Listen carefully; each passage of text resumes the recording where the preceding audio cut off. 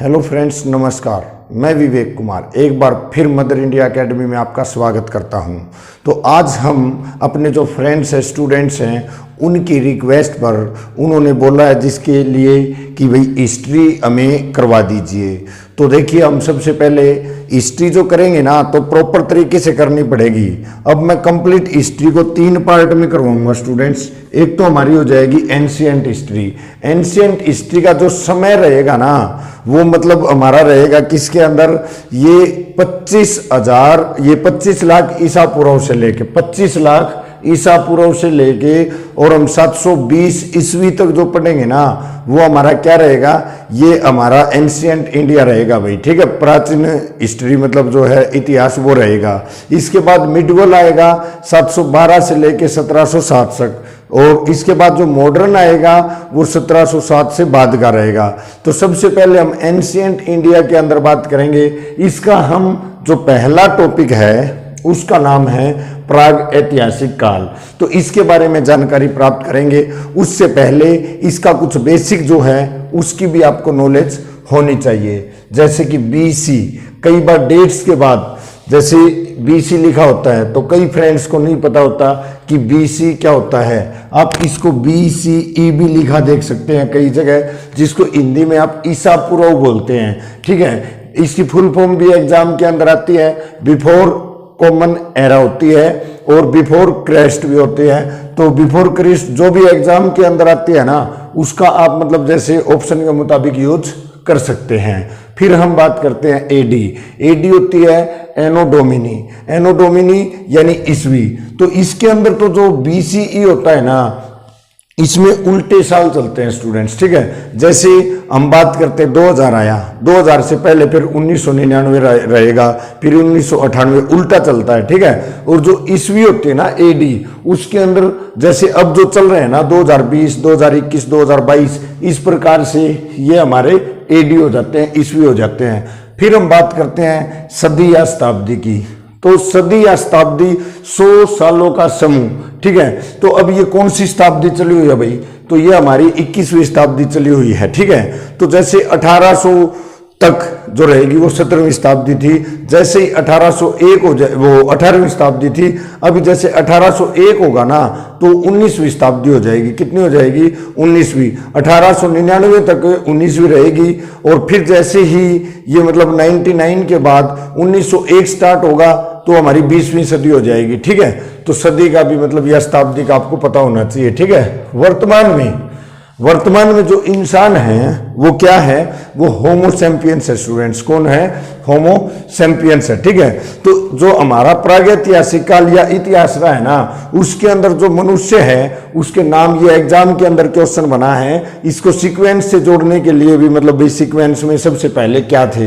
ठीक है, तो सबसे पहले जो इंसान का नाम था वो रामा पिथेकस था भाई। क्या था, रामा पिथेकस रहेगा। उसके बाद ऑस्ट्रोपिथेकस रहेगा। क्या रहेगा, ऑस्ट्रोपिथेकस। इसके बाद होमो इरेक्ट्स। क्या रहेगा, होमो इरेक्ट्स। और लास्ट में यानी वर्तमान में हम क्या है, होमो सैपियंस। साइंटिफिक नेम भी कह सकते हैं भाई। ठीक है, ह्यूमन का। इसके बाद इतिहास को हम 3 पार्ट में डिवाइड कर रहे हैं। किसको, इतिहास काल को। किस प्रकार से, प्रागैतिहासिक काल। प्रागैतिहासिक काल कौन सा रहेगा, प्रागैतिहासिक काल जो पत्थरों का युग रहा है ना उसको प्रागैतिहासिक काल बोलते हैं। और प्रागैतिहासिक काल वो भी होता है जिसके लिखित साक्ष्य ना मिले, और जब लिखित साक्ष्य ही नहीं मिलेंगे तो पढ़े कहां से जाएंगे। ठीक है, इसके बाद हम बात करते हैं आदि ऐतिहासिक।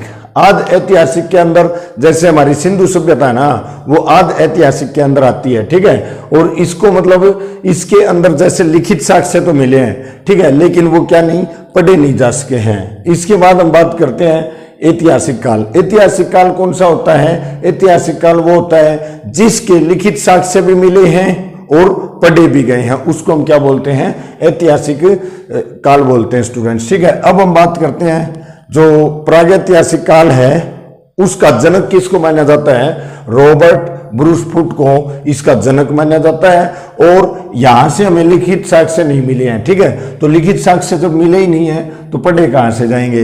दूसरी बात, इसको पत्थर का युग मानते हैं भाई, क्या पत्थर का युग मानते हैं। और इसके अंदर जो जीवाश्म है ना, उसका C14 एक प्रक्रिया है, उससे उसकी एज पता लगाई जा सकती है। इसके बाद हम बात करते हैं, इसका जो समय रहा है वो 25 लाख ईसा पूर्व से लेके और 10,000 ईसा पूर्व तक किसका रहा है, प्रागैतिहासिक काल का समय रहा है, जिसको हम 3 पार्ट में डिवाइड करके पढ़ेंगे। एक तो पूरा पाषाण काल, एक मध्य पाषाण काल और एक नवपाषाण काल, ठीक है। तो इसके बारे में मैं आपको अभी जानकारी दूंगा। उससे पहले आद ऐतिहासिक काल, जो आद ऐतिहासिक काल है उसका समय माना जाता है 10,000 ईसा पूर्व से लेके और 4,000 ईसा पूर्व तक इसका समय माना जाता है। और यहां से लिखित साक्ष्य तो मिले हैं लेकिन पढ़े नहीं जा सके, ठीक है, जैसे कि सिंधु या फिर हड़प्पा संस्कृति जो है वो इसके अंदर इंक्लूड किए जाते हैं भाई, ठीक है। और इसकी खोज या जनक 1820 में जर्गेनस थॉमसन रहेगा। कौन रहेगा? जर्गेनस थॉमसन। इसके बाद हम बात करते हैं ऐतिहासिक काल। ऐतिहासिक काल जो है इसके लिखित साक्ष्य भी मिले हैं और पढ़े भी गए हैं, ठीक है। इसका समय जो माना जाता है वो 4000 ईसा पूर्व से लेके 1000 ईसा पूर्व तक का समय रहेगा। तो जो हमारा जो सबसे नंबर 1 पे था, कौन? प्रागैतिहासिक काल, उसको आप पाषाण काल भी कह सकते हो। पाषाण काल यानी पत्थर का काल। इसके बाद आद ऐतिहासिक काल। आद ऐतिहासिक काल को आप कांस्य का युग भी कह सकते हो। क्यों? क्योंकि इस समय पीतल और टीन मिल गया था स्टूडेंट्स, और इनके मिलने से क्या होता है, कांस्य का निर्माण होता है। तो ये हमारा क्या हो जाएगा, कांस्य युग भी बोल देते हैं इसको। और नंबर 3 पे ऐतिहासिक काल, जिसके अंदर हमारा वैदिक युग आ जाएगा। क्या आ जाएगा? वैदिक युग, जिसके अंदर लोहे की खोज हो चुकी थी। क्या हो चुकी थी? लोहे की खोज हो चुकी थी। तो इसको लोहे युगीन भी मतलब नाम इसके लिए प्रयोग किया जा सकता है, ठीक है। अब हम डिटेल से करेंगे स्टूडेंट्स। आज का हमारा टॉपिक प्रागैतिहासिक काल को हम कंप्लीट करेंगे। इसके बाद जो हमारा सिंधु हड़प्पा वगैरह है, इनको हम कंटिन्यू सीरीज में लेके चलते रहेंगे। तो प्रागैतिहासिक काल को 3 पार्ट में डिवाइड किया गया है, ठीक है। तो 3 पार्ट में अब मैं एक बात और बता देता हूं, मध्य पाषाण और जो नवपाषाण है ना, ये लगभग क्या है, पैरेलल से भी चल रहे थे। और जैसे एडवांस जो पार्ट है वो नवपाषाण में चला गया, और जो एडवांस नहीं है, थोड़ा पिछड़ा क्षेत्र था, वो किसके अंदर? मध्य पाषाण के अंदर आ जाता है, ठीक है। तो अब जैसे पूरा पाषाण के लिए देखिए 1863 में जो रॉबर्ट ब्रूस फुट है उसको इसका मतलब जनक माना जाता है। किसका? पूरा पाषाण काल का। और मध्य पाषाण की हम बात करते हैं 1867 में क्या हुआ, C.L. कार्लाइल जो है उसने इसकी खोज किया, इसकी जनक माना जाता है भाई, ठीक है। और 1860 के अंदर ली मेनसुरीज हैं, वो नवपाषाण की मतलब हमें क्या करते हैं, जानकारी प्रोवाइड करवाएंगे भाई, ठीक है। इसके बाद यहां पर देखिए, जब ये कोई भी काम करते थे, बड़े बड़े पत्थरों से शिकार वगैरह करते, तो एक बार वहां पर सूखा घास फूस होने की वजह से क्या होता है, 2 पत्थर आपस में टकराए और आग लग जाती है। तो वहां से आग की मतलब क्या हो जाती है, खोज हो जाती है। तो पूरा पाषाण काल के अंदर क्या होती है स्टूडेंट्स, आग की खोज हो गई थी, ठीक है। और इसके बाद यहां पर आग के अलावा मैंने आपको बताया पीतल प्लस टीन मिलने से, यानी कांस्य जो है उसका भी यहां पर क्या हो गया था, मतलब कांस्य जो धातु है वो भी मतलब मिल गई थी, ठीक है। और यहां पर भी एक कांस्य मतलब एज इट इज आगे चलेगा, किसके अंदर? नवपाषाण के अंदर। इसके बाद ये आखेटक थे स्टूडेंट्स। क्या थे? आखेटक।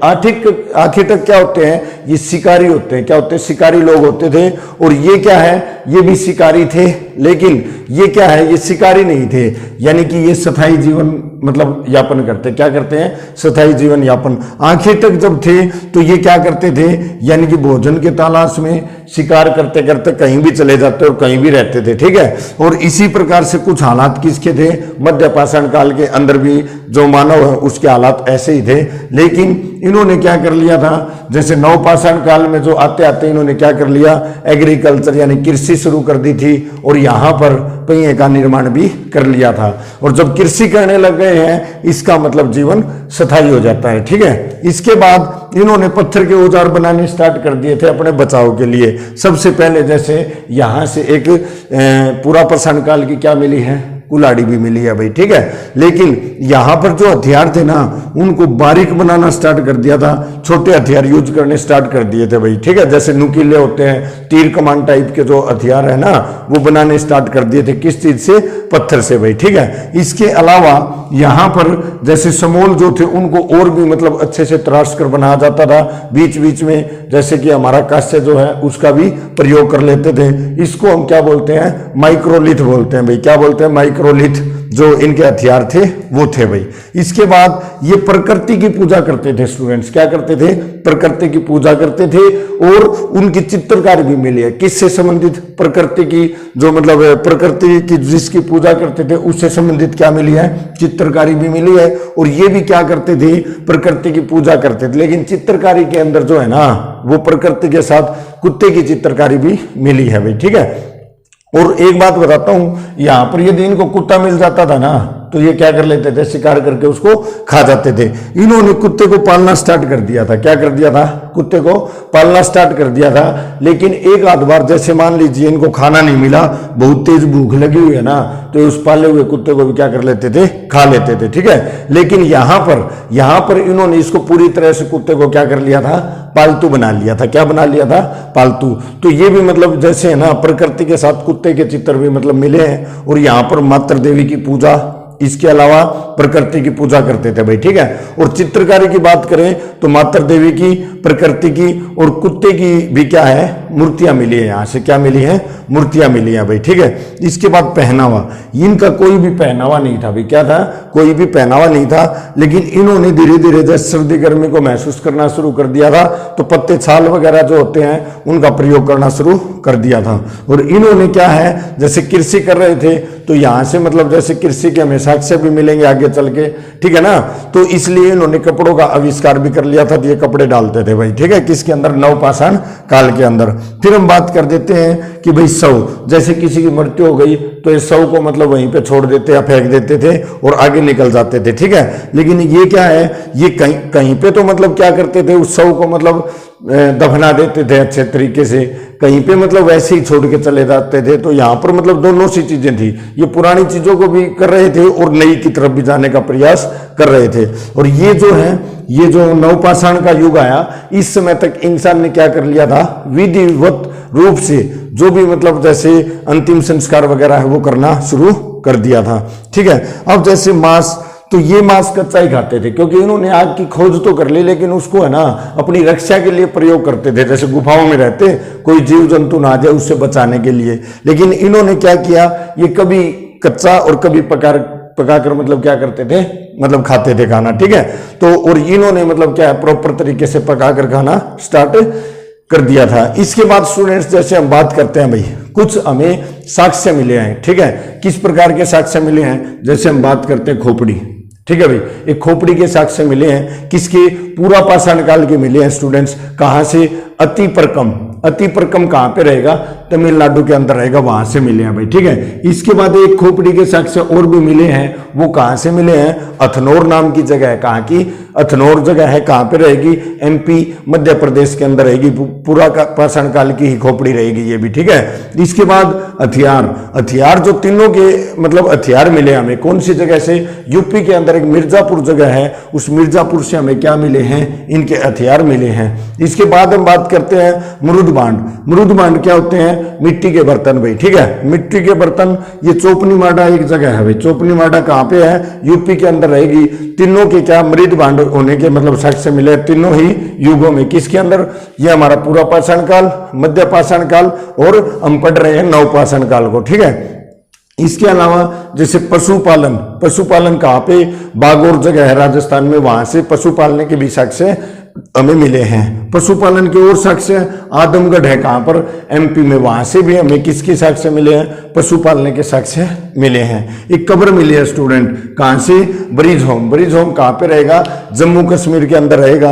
और इस कब्र के अंदर क्या है, इंसानों के साथ जैसे है ना कुत्ता दफनाने का भी मतलब क्या है, साक्ष्य मिले हैं। क्या मिले हैं, कुत्ता मतलब दफनाने के साक्ष्य भी इसके अंदर हमें मिले हैं। एक मेहरगढ़ जगह है भाई, मेहरगढ़ जगह कहां पे रहेगी, मेहरगढ़ जगह जो है ना वो पाकिस्तान के अंदर, कौन सी जगह की बात कर रहा हूं मैं, मेहरगढ़। मेहरगढ़ जो है वो पाकिस्तान के अंदर है। यहां से हमें कृषि के साक्ष्य मिले हैं भाई, किसके मिले हैं, कृषि के साक्ष्य मिले हैं भाई, ठीक है। और कृषि के साक्ष्य किसके मिले हैं, नवपाषाण युग के मतलब जो है वो मिले हैं। इसके अलावा चिरांद एक जगह है, चिरांद कहां पे रहेगा, बिहार के अंदर भाई, ठीक है। एक कोंडी हवा है, कोंडी हवा, ये कहां पे रहेगा, ये यूपी के अंदर रहेगा। और दोनों ही जगह से किस चीज के, चावल उगाने के साक्ष्य मिले हैं। किसके, चावल उगाने के साक्ष्य कहां से, एक तो बिहार के अंदर जगह है, बिहार के अंदर मैंने कौन सी जगह बताई, बिहार के अंदर चिरांद, चिरांद जगह जो है वो बिहार के अंदर रहेगी। और जो यूपी के अंदर है ना वो कोंडी हवा, कोंडी हवा, ये कहां पे रहेगी, ये यूपी के अंदर रहेगी भाई, ठीक है। तो इस प्रकार से स्टूडेंट्स हमने जो प्रागैतिहासिक काल है उसकी जानकारी प्राप्त की है। इससे अधिक जानकारी इस सीरीज को हम कंटिन्यू रखते हुए मतलब आपको रोज एक वीडियो मतलब मैं कोशिश करूंगा कि प्रोवाइड करवाता रहूं, ठीक है। तो वैसे तो मैंने ये बीच में बंद कर दी थी, लेकिन कुछ स्टूडेंट्स की, कुछ मित्रों की जो रिक्वेस्ट आई, काफी बार उन्होंने बोला कि भाई मतलब हमें अवेलेबल करवाइए, तो मैंने इसलिए दोबारा कोशिश की है। तो आज के लिए इतना ही रहेगा स्टूडेंट्स। थैंक यू, जय हिंद, जय भारत।